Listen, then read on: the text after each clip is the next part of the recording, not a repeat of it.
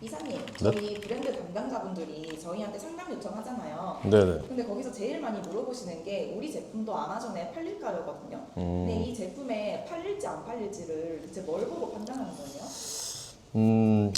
그 얘기를 하려면 참 길어질 것 같은데, 일단은 기본적으로 인하우스에서 아마존을 할지 말지 결정하는 건 어느 정도 내부의 인하우스 직원분이, 담당자분이 시장 조사를 할 수 있어야 되는데, 일반적으로 공개되어 있지 않은 정보다 보니까 사실 접근성이 좀 떨어지는 건 사실입니다. 질문이 나온 김에 뭐 전체를 다룰 수는 없겠지만 시간 관계상 이 기업의 담당자님들 또는 기업의 대표님들이 우리 제품을 아마존에서 판매했을 때 경쟁력이 있는지, 우리 제품이 속해 있는 카테고리의 시장 현황은 어떤지, 경쟁사들은 어느 정도 매출을 내고 있는지, 그리고 의사결정을 할 때 도움될 수 있는 그런 데이터를 접근하는 방법에 대해서 조금 알려드리도록 할게요. 자, 첫 번째는 이제 판매 가능성인데, 이건 어떤 부분이냐면 컴플라이언스라고 해서 이제 규제에 대한 부분을 먼저 검토를 하셔야 됩니다. 우선 카테고리마다 필요한 기본적인 서류들이 있는데, 아마존을 진출할 때는 두 가지를 검토하셔야 됩니다. 일반적으로 이제 통관에 대한 부분, 그리고 아마존에서 판매하기 위해서 필요한 서류들이 있어요. 기본적으로 화장품 같은 경우는 모크라, 그리고 패키징에 규정에 맞는 라벨링이 필요하고요. 그다음에 건기식 같은 경우는 이제 COA라고 하는 그 성분에 대한 서류가 필요하고, CGMP 이 정도는 기본적으로 필요합니다. 그리고 추가적으로 이제 FDA 등록이 좀 필요하고요. 유아용품은 이제 CPC라고 하는 대표적인 인증이 필요합니다. 그리고 전자제품 같은 경우는 뭐 이제 블루투스를 사용한다고 하면 이제 FCC라든지, 그리고 배터리에 관한 MSDS, 그 배터리 종류도 다양하죠. 뭐 코인 배터리냐, 리튬 배터리냐 이런 거에 따라서 좀 달라지는 부분들이 있기 때문에 요거는 사전에 또 면밀히 검토를 해봐야 됩니다. 그러면 인증서를 제출했는데 규제에 걸린다거나 진출 자체가 막히는 경우도 있나요? 이게 어느 정도 아마존에서 요구하는 서류들이 정해져 있긴 한데, 아마존 정책에 따라서 계속 업데이트가 되고 변경되는 경우가 있기 때문에 모든 것들을 계속 트래킹해 나가기가 좀 쉽지는 않거든요. 그래서 사전에 어떤 방식을 통해서 하냐면 이제 퀵 리스팅이라고 해서 이런 류의 제품을 나는 팔 것이다라고 이제 약식으로 리스팅을 해봅니다. 그러면 그 리스팅을 등록을 했을 때 사전에 어떤 서류를 제출해야 되는지 이런 것들을 아마존에서 알려주게 되는데, 이런 사례가 있었어요. 그러니까 우리가 인형이라고 얘기를 하면 특별한 인증이 없어 보이지만 솜류가 들어가는 제품의 경우 이제 로우 라벨이라고 하는 것들을 붙여야 되는 이런 인증들이 필요합니다. 사실 기존 고객사에서 이런 부분들을 인지하지 못하고 있다가 들어갔을 때 모두 폐기되는 이런 사례도 있었고요. 그럼 저 중에서 어떤 카테고리가 특히 많이 규제에 걸리나요? 앞서 말씀드렸던 카테고리들이 대표적으로 많이 제한이 걸리는 카테고리이긴 합니다. 그러니까 주로 사람 몸에 닿거나 직접적으로 닿거나 발려지거나 먹거나, 그리고 이런 화재의 위험이 있는 배터리라든지 콘센트가 들어가는 제품들, 이런 제품들과 이제 유아용품에 대해서는 굉장히 강하게 규제를 하고 있기 때문에, 만약에 내 카테고리가 이쪽에 속한다면 확연하게 좀 확인을 해볼 필요가 있는데, 제가 예시로 최근에 우리나라에서 많이 팔고 있는 선풍기를 가지고 예시를 들어볼게요.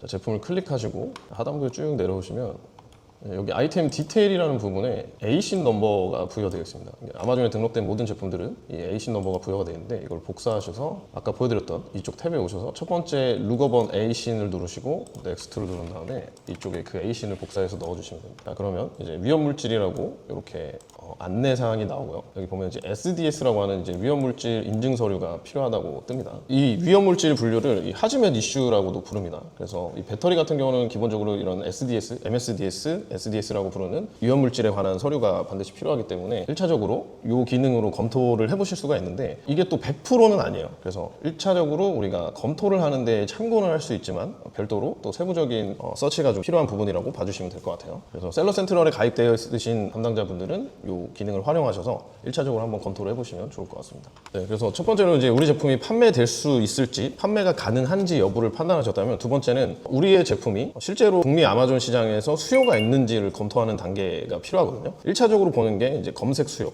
검색량, 월간 어느 정도 검색량이 존재하느냐, 요거를 가지고 판단을 하게 됩니다. 이 검색 수요를 판단하는 방법은 여러 가지가 있지만 데이터를 어느 정도 측정을 해주는 도구를 쓰게 되는데요. 대표적인 게 헬륨10이라고 하는 도구를 많이 쓰게 됩니다. 물론 여러 가지 소프트웨어들이 있지만 헬륨10이 아무래도 기능이 많고 접근성이 좋기 때문에 많은 아마존 판매자분들이 사용을 하고 계시고요. 오늘은 이 검색 수요를 보는 방법에 대해서 간단하게 시연해서 보여드리도록 할게요. 헬륨10에 접속하시면 이런 이제 프로덕트 부분에 가시면 다양한 기능들이 있는데, 최초로 검색 수요를 이제 확인할 때 이 세레브로라고 하는 이 탭을 많이 쓰게 됩니다. 자, 이 기능에 들어와 보시면 뭐 이런 것들이 보이는데, 최초에 어떻게 하냐면 이쪽에 우리 제품에 되는 대표 키워드, 메인 키워드를 검색해서 검색량을 측정하는 방법이 있고, 두 번째는 우리 제품과 흡사한 경쟁사의 ASIN 넘버를 넣어서 추출해내는 두 가지 방법이 있습니다. 이제 화장품을 예시로 한번 들어볼게요. 이제 비타민 C 세럼이라고 하는 이 시장을 내가 검색 수요가 어느 정도 있는지를 분석하려고 한다라고 하면 1차적으로 이렇게 데이터가 돌아가게 되는데, 자 그러면 이제 비타민C 세럼이라고 검색을 했을 때 이 비타민C 세럼에 대한 데이터들이 이렇게 보여지게 됩니다. 그래서 비타민C 세럼은 월간 25만 회 정도가 아마존 내에서 검색이 되고 있다. 상당히 높은 검색량을 보이고 있죠. 그래서 여기 그래프를 누르시게 되면 이제 3개년까지 볼 수가 있어요.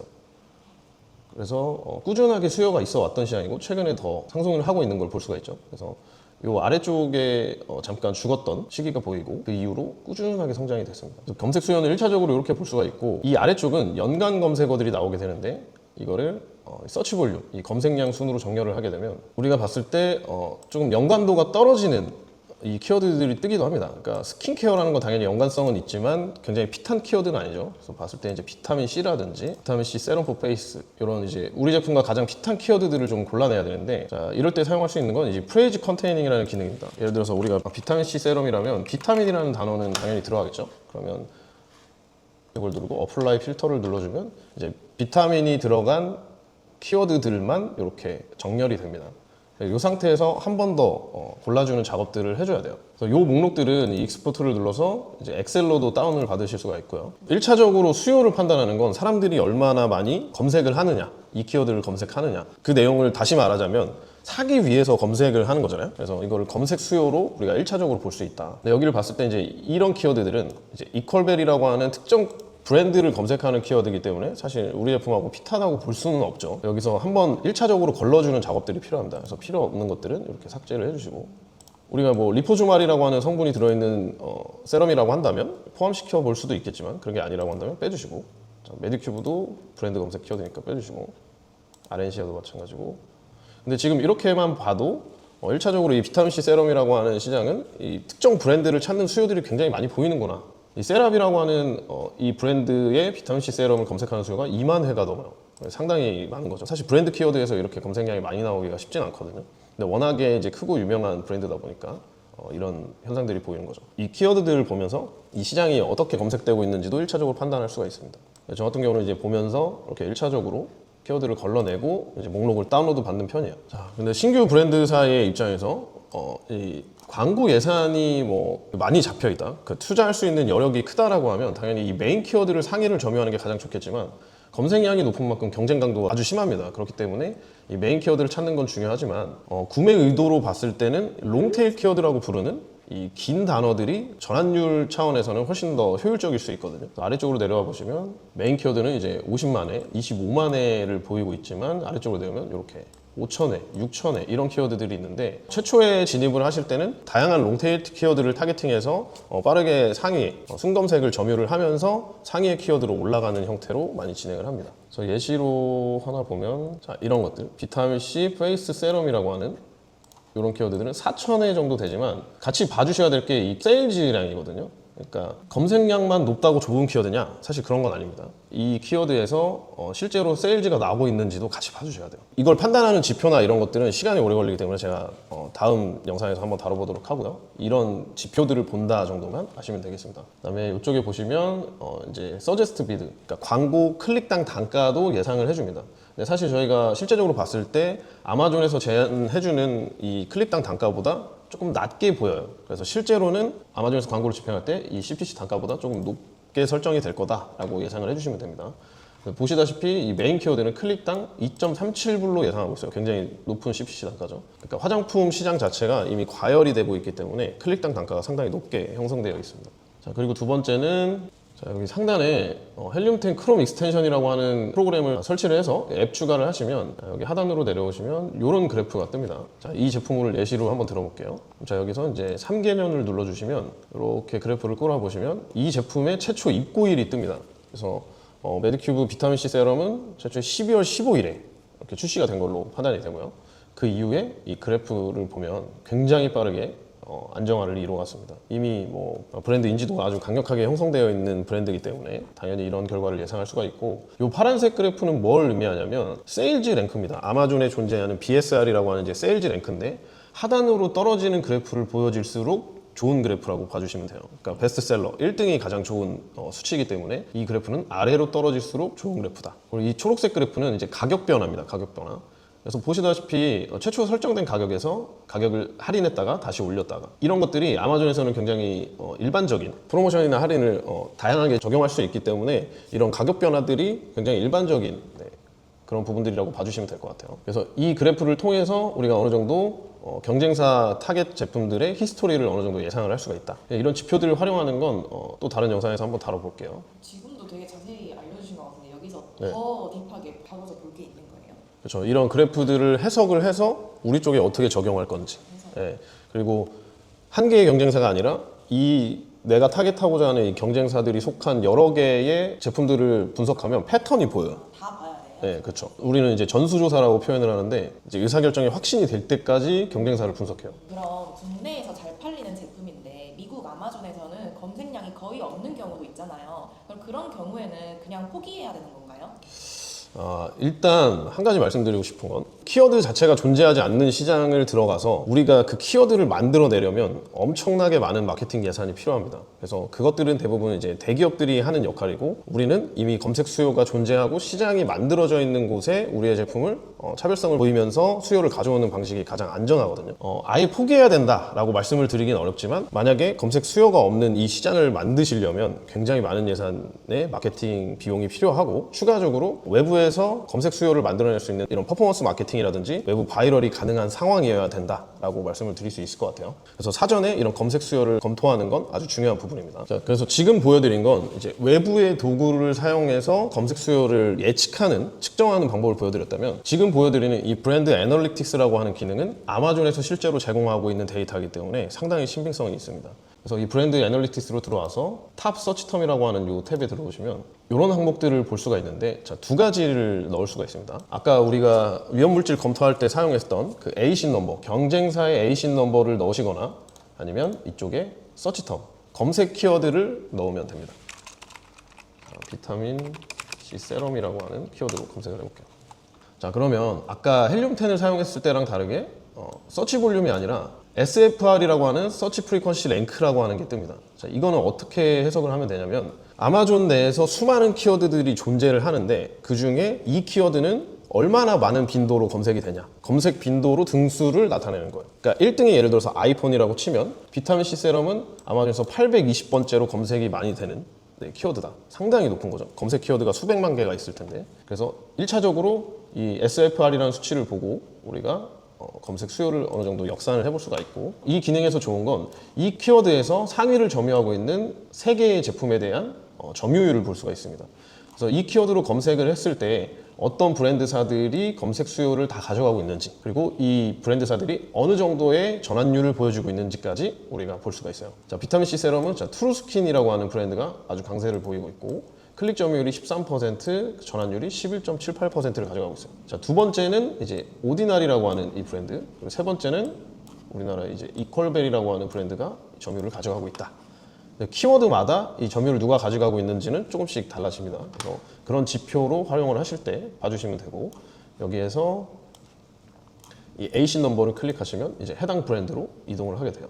그래서 이렇게 활용을 하시면 되겠습니다. 브랜드 애널리틱스는 이런 방식으로 활용을 하고 주간 또는 이제 월 단위, 분기 단위로 데이터를 볼 수가 있어요. 자, 세 번째는 이 프로덕트 오퍼튜니티 익스플로러라고 하는 기능인데 자, 요거는 말 그대로 이 시장의 틈새, 기회를 탐색하는데 활용을 하는 건데 보통은 이걸 통해서 우리가 우리 제품이 속한 제품군의 틈새 키워드를 찾는 역할 또는 경쟁사를 찾는 역할을 합니다. 여기 똑같이 비타민C 세럼이라고 한번 검색을 해볼게요. 자, 검색을 하면 똑같이 이렇게 검색 커스터머 니즈라고 하는 소비자들이 검색하는 그 니즈 키워드를 확인할 수가 있는데 이쪽에 이제 탑 서치텀 부분에 또 키워드를 확인할 수가 있습니다. 그래서 여기 보면 비타민C 세럼이라고 하는 키워드를 눌러볼게요.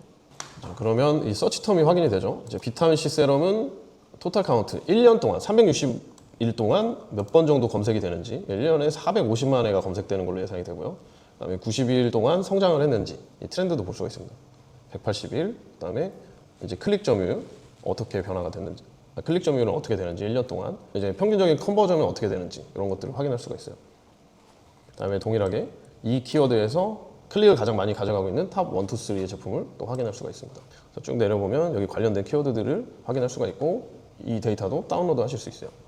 그래서 이쪽에서 활용해 볼 수 있는 건 뭐 이런 지표들은 당연히 확인을 해야 될 거고, 근데 이 인사이트 부분을 보면 이 제품군에 대한 아마존의 의견들을 또 확인할 수가 있기 때문에 이쪽에 시장 분석에 참고할 만한 내용들이 많이 들어있으니까 이 인사이트 부분을 꼭 확인해 주시면 좋고요. 각각의 탭을 누르면 내용들을 다 확인하실 수가 있어요. 가격대 분포는 어떤 식으로 시장 구조가 형성되어 있는지 이런 것까지 확인이 가능합니다. 그리고 추가적으로 이쪽 인사이트에 와보시면 또 이런 지표들을 확인할 수가 있어요. 근데 물론 이제 이 신규 브랜드사 입장에서 이런 모든 지표들을 다 활용하는 건 어렵겠지만 이제 추후에 이런 지표들을 보면서 우리 브랜드에 어떻게 적용을 하고 해석할 건지 이런 과정들은 반드시 필요합니다. 여기서 다루기는 좀 시간 관계상 일단 이런 것들이 있다 정도만 아시면 될 것 같아요. 근데 1차적으로 우리가 빠르게 확인해 볼 수 있는 건 이 커스터머 리뷰 인사이트입니다. 여기는 이제 포지티브와 네거티브, 그러니까 프로스 콘스, 이제 장단점에 대해서, 그러니까 소비자들이 뭐 때문에 좋아하고 이 제품군을 뭐 때문에 싫어하는지를 축약해서 바로 알 수가 있어요. 여기 퍼센테이지도 나오게 되죠. 그래서 이것만 보더라도 소비자들이 이 제품군에는 어떤 거에 만족을 해서 구매 버튼을 누르는구나, 이런 것들을 한눈에 볼 수가 있죠. 이런 것들은 당연히 우리 브랜드사 제품의 장점으로 가져와야 되겠고, 이 네거티브 토픽을 보고 이런 것들 때문에 소비자들이 반품을 하고 환불을 하거나 불만족해서 악평을 남기는구나, 이런 것들을 사전에 보실 수가 있어요. 이런 것들은 만약에 우리 제품에도 있다면 커버를 하고 시장에 나오는 게 맞겠죠. 그래서 아래로 내려와 보시면 이 토픽에 대한 비율도 한눈에 보실 수가 있고, 그 다음에 리턴 탭에 가시면 이 제품군들이 대체적으로 어떤 이유로 리턴이 되는지, 반품이 되는지에 대해서 알 수가 있습니다. 그래서 여기도 보시면 이 제품은 이제 비타민C 세럼, 그러니까 사람 얼굴에 발려지는 건데 전반적으로 제대로 된 기능이 되고 있지 않다라는 이유. 물론 이제 이게 주관적인 부분일 수도 있겠지만 이런 부분들이 가장 많은 반품 사유로 꼽혀지고 있고, 그 반품 토픽에 대해서 이렇게 비율로 우리가 한눈에 또 확인할 수 있는 그런 탭이라고 봐주시면 됩니다. 네, 그래서 정리하자면 이제 검색 수요를 확인하는 방법은 이 헬륨10 같은 외부의 소프트웨어를 활용하는 방법이 1차적으로 있고, 두 번째는 이제 아마존 내부 데이터를 보는 브랜드 애널리티스, 세 번째 프로덕트 오퍼튜니티 익스플로러, 이 기능을 활용해서 최초의 검색 수요를 확인을 한다라고 봐주시면 될 것 같습니다. 자, 세 번째는 우리 시장이 어느 정도 포화가 되어 있는지, 말하자면 이제 경쟁 강도가 어느 정도 심한 시장군인지를 판단하는 방법인데요. 자, 우리가 아이패치라는 시장을 분석하고자 한다라고 한다면 이렇게 검색 결과에 메인 키워드를 넣어서 검색을 해주고, 이 상태에서 이제 헬륨10 이 크롬 익스텐션을 클릭해 주시면 자, 엑스레이라고 하는 기능이 있습니다. 이걸 한번 눌러볼게요. 그래서 현재 검색 결과에 있는 1페이지 안에 있는 제품들의 데이터를 추출해주는 그런 기능이라고 봐주시면 될 것 같고요. 자, 왜 1페이지를 분석을 하냐, 우리가 대다수의 고객들은 80~90%가 1페이지 안에서 구매를 결정한다고 합니다. 그래서 이 1페이지 안에 경쟁 강도가 얼마나 심한지를 봐주는 거예요. 1페이지에는 보통 48개 정도의 제품이 있습니다. 그래서 이 메인 키워드 검색 결과로 1페이지 나왔다는 건 상당히 많은 수요를 가져가고 있고 전환이 되고 있는 제품들이기 때문에 1페이지 상위에 검색이 되는 거라고 봐주시면 될 것 같아요. 자, 이렇게 1페이지 데이터가 끌어와줬으면 1차적으로 해주셔야 될 건 이 필터를 눌러줍니다. 필터를 눌러주고, 자, 이 아래쪽에 하이드 스폰서 프로덕트, 이거는 이제 광고로 나오고 있는 애들, 광고로 1페이지에 나오고 있는 애들은 빼달라라는 겁니다. 자, 우리는 이제 광고는 사실 비용을 투자하면 1페이지 상단에 띄울 수 있기 때문에 우리는 순검색으로 1페이지 나오는 데이터를 보는 게 중요하기 때문에 이렇게 필터를 한번 적용을 하고요. 여기 오른쪽에 와보시면 페어런치 레베뉴, 아신 레베뉴, 이렇게 두 가지 탭이 있는데 이 제품당 여러 가지의 옵션들이 있을 수 있죠. 그 옵션이 다 합쳐진 매출 예상액이라고 보시면 되고, 요거는 그 해당 특정 하나의 옵션에 대한 매출이라고 봐주시면 돼요. 보통은 이 에이신 레베뉴를 기준으로 봅니다. 자, 봤을 때 언더 아이패치라고 하는 이 제품이 한 달에 95만 달러, 이 제품 하나로 95만 불 정도의 매출을 내고 있고요. 그 다음에 이제 코스RX라고 하는 브랜드도 80만 달러 정도 매출을 기록하고 있어요. 자, 여기서 봐야 될 거는 당연히 이 경쟁사들의 예상 매출치도 당연히 봐야 되겠지만 전반적인 이 시장의 강도를 봐야 되는데, 여기 상단에 보면 이제 지표들이 축약이 되어 있습니다. 자, 여기는 월간 이 상위의 48개 제품이 월간 아마존에서 2천만 달러가 거래가 된다는 겁니다. 엄청나게 큰 규모죠. 이것만 봐도 이제 시장 마켓 사이즈를 알 수가 있고, 보통 마켓 사이즈는 우리가 100만 달러를 기준으로 빅마켓인지 아닌지를 판별을 합니다. 100만 달러 언더면 이제 좀 작은 니치한 시장이라고 보고 있고, 그거를 기준으로 봤을 때 2천만이라고 하는 건 굉장히 높은 시장이죠. 그래서 아이패치의 검색량은 한 달 50만 회가 검색됩니다. 국내 이커머스에서 한 달에 50만 회가 나오는 키워드가 있다? 사실 찾기가 드물거든요. 보통 대형 키워드라고 해도 그 몇만 회 정도를 보통 대형 키워드로 보고 있는데 50만 회는 정말 엄청난 수치라고 볼 수가 있죠. 이거는 아마존의 가입자 수가 워낙 많기 때문에 가능한 수치라고 봐주시면 되고, 자, 이 상위 48개 제품들의 월 평균 매출이 40만 달러예요. 상당히 높은 수치를 보여주고 있고, 자, 여기는 이제 이 시장의 평균 판가가 어떻게 형성되느냐. 당연히 고가도 있고 저가도 있겠지만 그 모든 걸 합산했을 때 평균 판가가 27달러 정도 되는구나. 그럼 우리 브랜드사의 제품이 어느 정도의 판가를 갖고 있는지를 보면서 경쟁 가능성이 있는지를 판별해 볼 수가 있겠죠, 1차적으로. 그 다음에 봐야 될 건 이 평균 리뷰. 자, 평균 리뷰가 6,800개라고 하면 굉장히 과포화된 시장으로 보고 있어요. 저희가 기준은 2,000개 정도로 보고 있습니다. 리뷰만으로 경쟁 강도를 모두 판별할 수 있다? 그런 건 아니지만 일단 1차적으로 판단하는 지표로 봤을 때 이 리뷰의 개수로 어느 정도 가늠을 한다. 자, 보면 이 리뷰를 봤을 때 상위의 제품이 당연히 리뷰를 많이 갖고 있을 거예요. 그러면 리뷰 수가 많은 제품과 가장 리뷰 수가 적은 제품이 이 평균치에 영향을 줄 거란 말이죠. 그러면 리뷰가 가장 많은 것을 한번 지워보시고 쭉 내려왔을 때 리뷰가 가장 적은 애를 찾아서 한번 지워줘 봅니다. 자, 그랬을 때도 이 평균 리뷰가 크게 차이 나지가 않죠.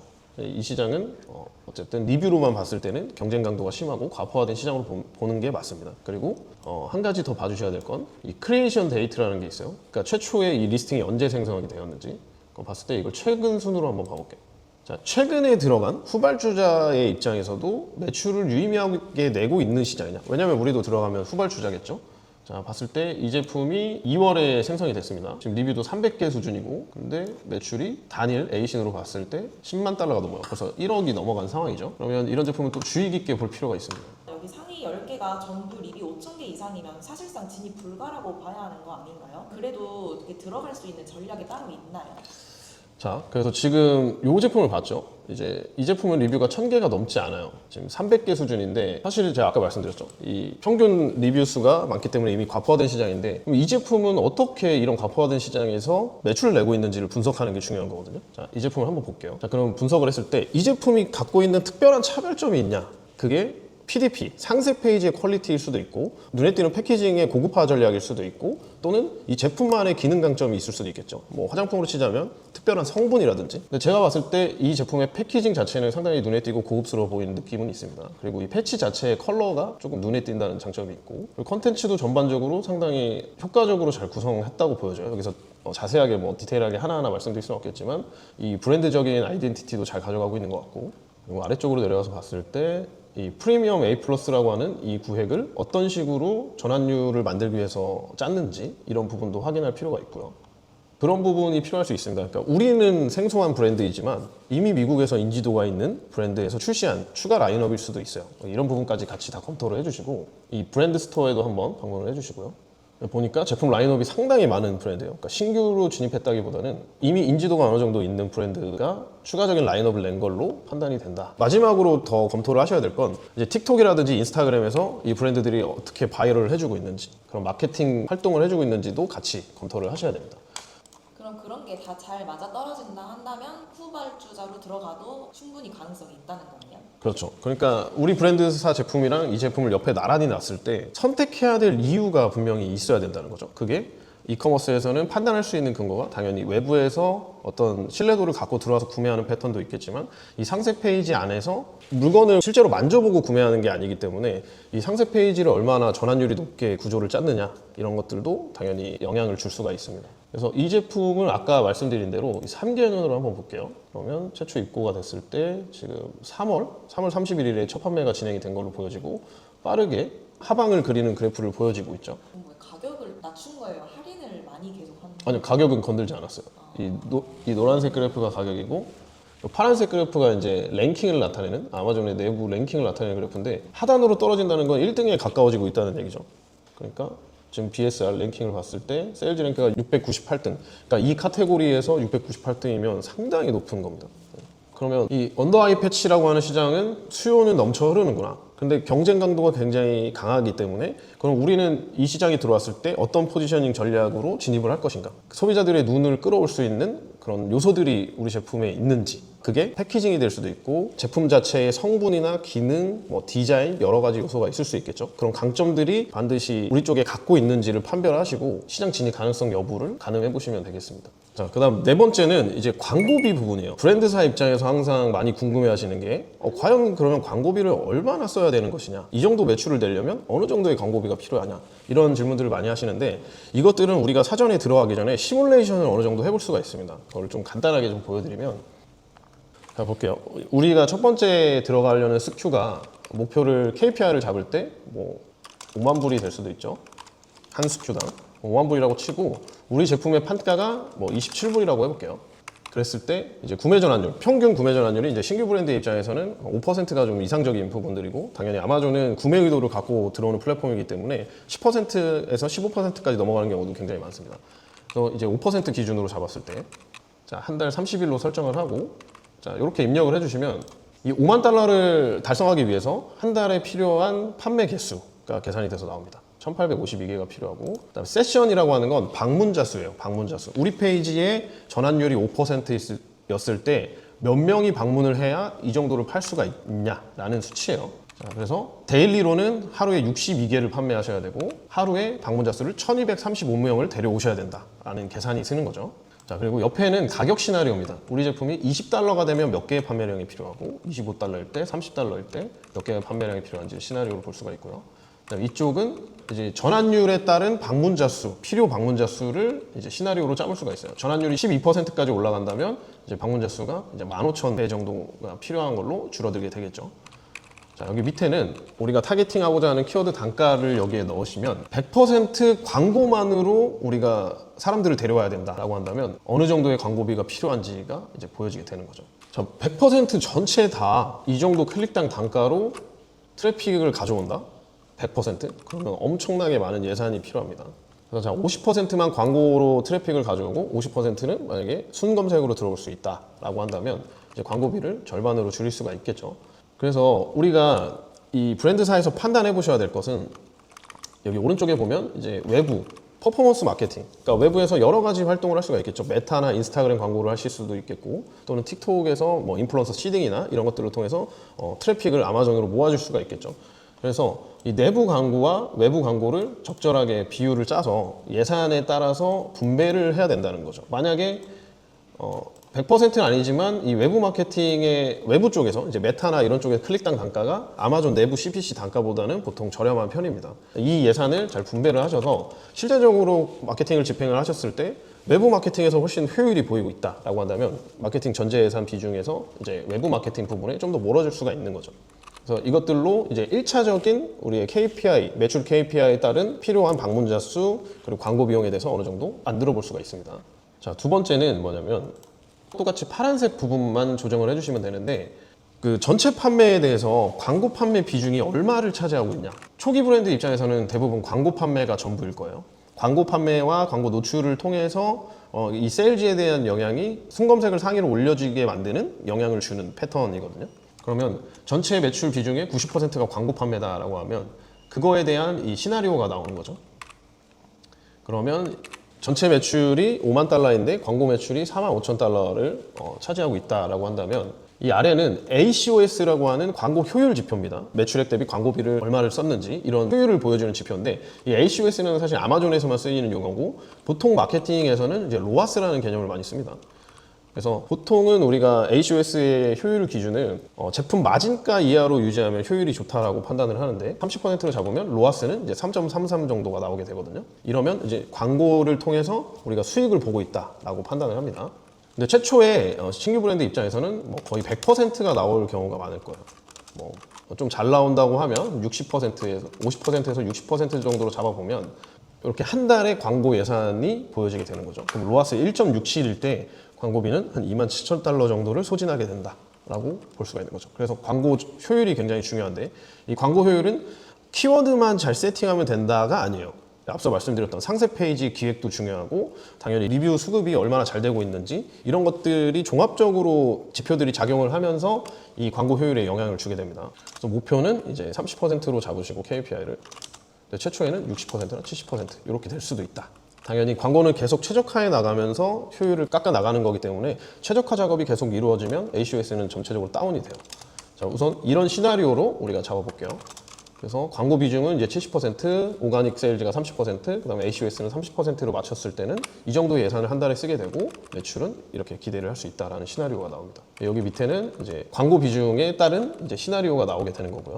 그때 이제 로아스와 이제 필요 예산까지 이렇게 계산을 해보실 수가 있고, 요 밑에가 중요한데 이 인풋 부분은 뭐냐면, 자 예를 들어서 이제 위에랑 똑같이 한번 맞춰볼게요. 5만 달러라고 봤을 때 토탈 세일즈를 이제 5만 달러로 잡고 70%일 때 35,000. 자 이렇게 하면 이제 자 위에 지표를 보고 이렇게 넣으시면 자 뭐가 계산되냐, 여기 아래쪽에 순검색 판매 비중, 광고 판매 비중 이렇게 계산이 되고요. 자, 이 지표는 광고 매출이 오가닉 매출 대비 몇 퍼센트 수준인지를 보여주는 그런 지표라고 생각해 주시면 되고요. 자, 233%라고 하는 걸 어떻게 해석하냐면 광고 매출이 오가닉 매출의 약 2.3배다라고 우리가 이렇게 해석을 해볼 수가 있는 거예요. 라는 그 비율을 보여주는 겁니다. 여기 아래에 계산이 돼서 나오죠. 자, 그럼 마지막에 이 초록색으로 된 효율을 보지 않으시는 분들이 굉장히 많으신데 TACOS, 그러니까 타코스라고도 합니다. 이게 아주 중요한 부분인데, 자, 위에는 어떤 내용들이었냐면 이제 광고 매출에 대한 효율만 우리가 분석을 한 거죠. 근데 이거는 전체 매출에 대한 효율을 보는 거예요. 광고를 통해서 세일즈가 일어나면서 오가닉의 비중도 늘어났겠죠. 그 영향을 통해서. 그래서 전체 매출 대비 광고비 비율에 대해서 보여주는 거라고 봐주시면 돼요. 그래서 데이터를 분석하실 때 광고에 대한 부분만 분석을 하시면 이제 오류가 생길 수 있죠. 그래서 전체 오가닉 세일즈까지 다 합쳐서 이 광고비 비중이 얼마나 쓰여지고 있는지, 효율은 어떻게 되는지를 보려면 이 TACOS라는 이 지표를 반드시 봐야 됩니다. 자, 마지막으로 우리의 제품을 실제 이 정도 판가에 팔았을 때 남는 구조냐, 결국은 수익성을 보고 들어가야 되기 때문에 그 부분을 판단하는 방법을 알려드릴게요. 자, 우선 이것도 제가 계산식을 만들어 놨는데 이제 USD, 달러와 이제 한화로 계산할 수 있도록 아래 위로 차트를 좀 나눠 놨습니다. 그래서 USD 환율은 네이버 환율 기준으로 자동 연동되게 만들어 놨고, 각각의 항목을 보면 이 초록색 부분만 대표님들이 기재를 해주시면 되는데, 이제 하나씩 탭을 설명드리면 원가는 이제 브랜드사의 제품에 대한 원가겠죠. 그 다음에 판매가, 아까 보여드렸던 그 시장의 판가들을 참조하셔서 우리가 판매할 수 있는 가격을 설정하시고, 그 다음에 이 아마존 수수료는 이제 15%로 일반적으로 책정이 되어 있기 때문에 자동 계산이 됩니다. 그 다음에 이 FBA 수수료가 얼마 나올지를 이제 가늠을 해야 되는데, 요거는 제가 간단하게 볼 수 있는 방법을 알려드릴게요. 자, FBA 칼큘레이터라고 하는 아마존에서 제공하고 있는 도구입니다. 자, 최초에 이렇게 들어오시면 셀러 센트럴 계정이 있으신 브랜드사에서는 이렇게 로그인을 해주시면 되고, 없으시면 이제 게스트를 눌러주시면 됩니다. 그 다음에 똑같이 여기에 우리가 판매하려고 하는 제품에 가장 흡사한 패키징 사이즈, 무게를 가진 흡사한 제품의 ASIN 넘버를 넣으시면 됩니다. 자, ASIN 넘버를 넣고 설치를 누르면 자, 이렇게 제품 정보가 잡히게 돼요. 자, 그러면 자, 왼쪽은 뭐냐? 왼쪽이 우리가 FBA 창고를 이용할 때 쓰시는 계산기고, 오른쪽은 이제 FBM이라고 하는 직접 배송하실 때 사용하는 탭입니다. 그래서 우리는 FBA를 이용할 거니까 이거는 빼도록 하고요. 자, 그러면 이제 아마존 P는 레퍼럴 수수료죠. 판매 수수료. 이 판매가 대비 15% 설정이 되는 거고, 두 번째 풀필먼트 코스트가 이제 아마존의 FBA 수수료라고 봐주시면 돼요. 네, 그래서 눌러보시면 이제 세부 항목이 있는데 이렇게 보시고 이제 4.09 이 부분을 우리의 계산식에 넣어주는 겁니다. 여기다가 넣어줄게요. 4.09. 그러면 아마존 판매 수수료, FBA 수수료가 빠지고 아마존이 우리한테 정산해주는 가격이 나오게 됩니다. 한 달에 500개를 판매했다라고 하면 총 매출액과 정산 금액이 뜨게 되죠. 여기에 이제 배송료, 실제로 아마존 FBA까지 보내신 개당 배송료를 계산하셔서 여기에 넣으시면 되고, 그다음 창고 보관료도 마찬가지로 이 칼큘레이터에서 확인하실 수 있어요. 여기 스토리지 코스트라는 부분에 이제 0.01이라고 적혀 있죠. 근데 중요한 건 이 상반기와 하반기가 있어요. 하반기에는 연말에 이제 블랙 프라이데이라든지 이런 행사들이 많기 때문에 창고가 굉장히 붐비고, 그래서 연말에는 가격이 인상이 됩니다. 창고 보관료가. 그래서 0.01이고 평달에는 이제 하반기에는 0.02. 저는 개인적으로 권장드리는 건 보수적으로 이 하반기의 금액을 그냥 보수적으로 잡아서 계산하도록 말씀을 드려요. 자, 그러면 개당 창고 보관료가 0.02불로 계산이 된다면 이제 입고 수량을 500개로 했을 때 한 달 보관료가 이제 $10 정도가 나온다는 거죠. 그래서 이 모든 수치들을 다 제외하고 나면 개당 마진이 계산이 돼서 나옵니다. 그다음에 이제 500개를 팔았을 때 총 우리가 얻어낼 수 있는 마진이 나오게 되고요. 그다음 마진율 이것까지 봐주셔야 되는데 ROI라는 걸 봐주셔야 됩니다. ROI는 이제 투자 대비 회수율인데 이 수치가 높을수록 우리가 다음 재고를 발주하고 현금 흐름이 빨라진다는 얘기가 되죠. 그럼 ROI 기준이 뭐냐라고 했을 때 75% 언더로 나오면 사실 현금 흐름이 크게 좋지는 않은 제품으로 분류를 합니다. 그래서 마진율이 아무리 좋아도 ROI가 떨어지면 사실상 재고 회전을 하고 현금 흐름을 투자를 하기 위해서는 조금 다소 어려움이 있는 걸로 판단을 해요. 그래서 이 항목들을 다 기입하면 이제 순이익을 계산을 해볼 수가 있죠. 물론 여기에 추가적으로 들어가는 판관비라든지 뭐 부대 비용들은 따로 또 기재를 해주셔야 됩니다. 네, 그래서 물론 지금 보여드린 엑셀에서 계산할 수도 있지만 여기서도 마진율을 계산을 할 수가 있어요. 그래서 이제 각 항목들을 이제 배송료라든지 이제 원가 부분에 대해서 기입을 해주시면 이 아래쪽에 동일하게 이제 마진율이 계산이 돼서 나옵니다. 뭐 필요하시면 이쪽을 사용하셔도 되고 이 엑셀 양식에 기재를 해서 계산을 해보셔도 되겠습니다. 이사님 지금 보니까 아마존 진출 준비하시는 담당자분들이 아까 그 보여주신 광고비 계산표랑 마진 계산표 실제로 너무 필요할 것 같은데 이거 혹시 공유 가능할까요?